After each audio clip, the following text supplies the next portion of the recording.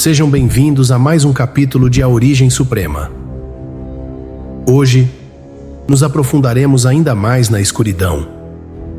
O tempo avança, e com ele a humanidade se transforma, deixando para trás não apenas os inimigos, mas até mesmo sua própria inocência. Prepare-se, pois esta é uma história de domínio, de controle e do nascimento de algo que moldaria o destino da humanidade. O medo dos deuses e dos próprios homens. Já não era apenas a sobrevivência que movia os humanos.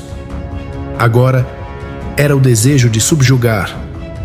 Um desejo que lentamente se tornava crença. Cada guerra, cada conquista, parecia guiada por algo invisível, algo que os próprios humanos não entendiam, mas temiam. E assim, o conceito de divindades e de forças maiores começou a tomar forma. Nesse episódio, você verá como o ser humano, tão pequeno perante a vastidão do mundo, decidiu que não apenas precisava conquistar a terra, mas também o desconhecido. As tribos observavam o céu, os trovões, as tempestades. Esses fenômenos eram forças incompreensíveis que inspiravam terror.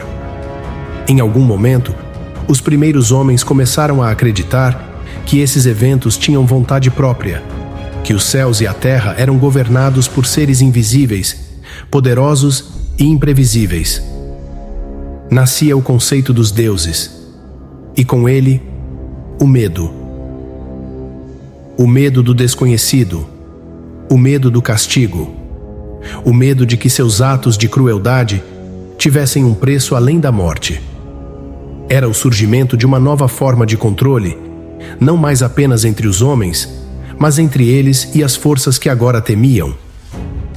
Acreditando que podiam apaziguar essas forças, as tribos passaram a oferecer sacrifícios.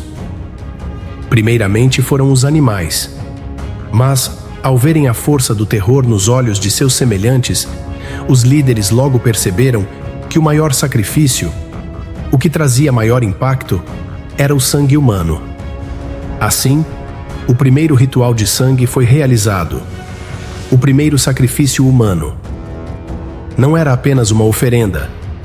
Era um espetáculo de poder e dominação. Os líderes entendiam que o sacrifício público não só aplacava o medo dos deuses, mas também mantinha seus seguidores sob controle. O povo, em choque, acreditava que aqueles atos garantiriam sua sobrevivência. E cada vez mais, eles se tornavam reféns do medo, do silêncio e das ordens de seus líderes. Alguns membros das tribos começaram a alegar que podiam ouvir os deuses, que podiam sentir a presença do invisível. Eles eram os primeiros profetas, os primeiros xamãs. E ao redor deles, formavam-se novos mistérios, novos temores. A palavra desses profetas era lei. Eles sabiam quando sacrificar, quando atacar, quando ceder. Esses xamãs, envoltos em mistério, eram vistos como intermediários entre os humanos e os deuses. E com o tempo, eles se tornaram tão temidos quanto venerados. Não bastava mais ter força ou astúcia. Agora, quem possuía o conhecimento do divino governava. Nascia assim o poder da fé. Uma fé cega, que nutria o medo, que justificava a morte e o sangue. Alguns líderes perceberam que para manter controle absoluto, precisavam dos xamãs ao seu lado. Os guerreiros mais temidos e os profetas mais reverenciados formaram uma aliança que traria uma nova era de controle sobre as tribos. Os líderes executavam os planos, enquanto os xamãs justificavam os atos aos olhos do povo. Foi um pacto sombrio, onde força e fé caminhavam juntos, onde o medo e a obediência se misturavam. Essa união permitiu que os líderes alcançassem um poder jamais visto. Agora, a fé era uma ferramenta de controle, a arma invisível que subjugava sem derramar sangue, que mantinha todos na linha, com medo de um castigo divino. Com essa aliança entre o poder físico e espiritual, as tribos começaram a se expandir, a subjugar as tribos vizinhas em nome de seus deuses e de suas crenças. Os líderes não precisavam apenas da força bruta. Cada batalha era acompanhada de cânticos, de rituais, de promessas de uma vida eterna para os que caíssem.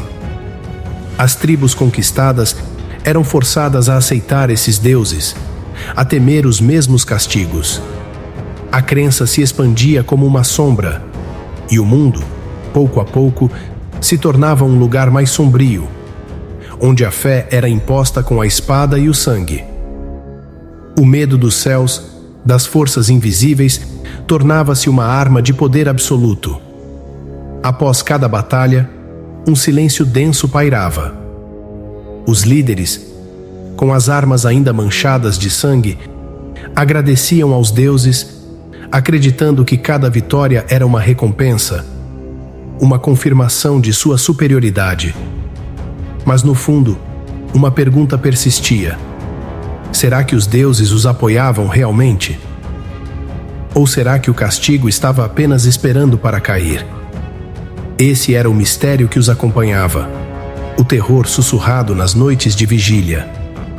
No próximo capítulo, iremos explorar o momento em que as tribos percebem que não apenas precisam conquistar a terra, mas também moldar o destino dos seus descendentes, impondo uma herança de violência, fé e temor. Esse é o legado sombrio que cada vitória trazia. E com ele, a promessa de um futuro mergulhado em sangue e devoção. Não perca!